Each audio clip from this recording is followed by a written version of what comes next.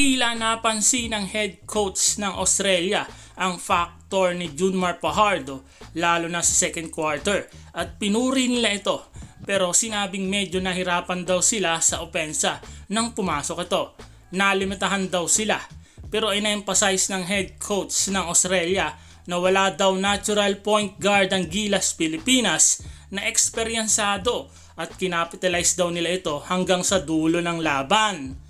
Inamin pa nito na part ng strategy nila ng sticky defense at pagiging pisikal dahil alam daw nila na kahit kulang sa mga player ang Gilas Pilipinas ay delikado daw ito kalaban dahil meron daw silang magandang crowd kahit wala sila sa kanilang lugar. Inamin pa ng head coach ng Australia na ibang-iba daw kapag merong naturalized player ang Gilas Pilipinas at merong Kai Sotto sa kanilang lineup. Obviously, ang Pilipinas ay hindi talaga full strength dahil kailangan talaga si Kai Sotto sa laban, lalong-lalo na sa susunod na round. At mukhang magagamit na natin si Bootray sa susunod na round.